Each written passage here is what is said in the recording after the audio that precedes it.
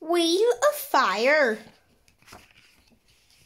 At the railway station, fireman Sam and Penny had just finishing polishing Bessie under Officer Steele's eagle eye.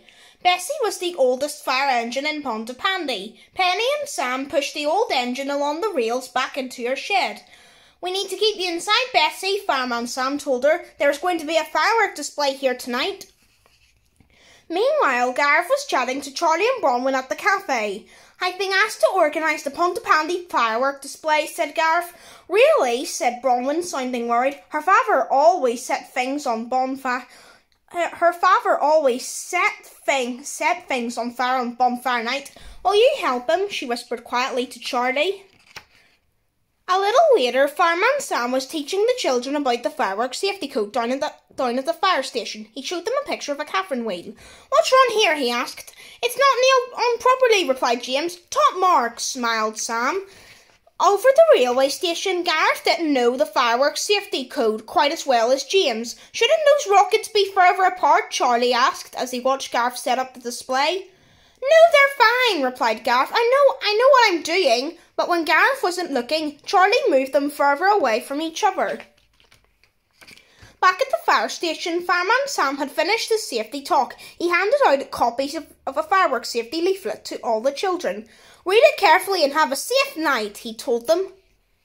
Meanwhile, Gareth was still busy setting up the fireworks. "Aha! The perfect place!" he cried, fixing Catherine wheel to the door of Bessie's shed. "It's nearly time for the big display. That's what I'm afraid of," muttered Charlie, looking worried. Soon the crowds began to gather at the railway station to watch the display. James checked his leaflet. Are you using a safety taper, Grandad?" he asked. "Of course," nodded Gareth. Whoosh! A shower of sparks lit up the sky. The big display had begun. Next, Gareth went to light the Catherine wheel. "Wait!" cried James. "It isn't fixed properly." "It certainly is," replied his granddad. But when Gareth lit the firework, disaster struck. It was fixed too tightly and wouldn't spin around. Sparks began to burn Bessie's shed door. Moments later, an emergency call came in at the fire station. "Bessie's shed is on fire!" cried Officer Steele in horror. Fireman Sam, Penny and Officer Steele grabbed their helmets and jumped into Jupiter. There wasn't a second to lose. As Jupiter screeched up to the railway station, Fireman Sam leapt out of the door. He unravelled the hose and took aim.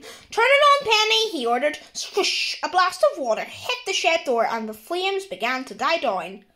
Bessie was saved. I'm sorry I didn't listen to you about the Catherine wheel," Gareth told James later. "That's okay, Grandad," grinned James. "Maybe I can help you set things up properly. Maybe next year I can help you set things up properly." The end.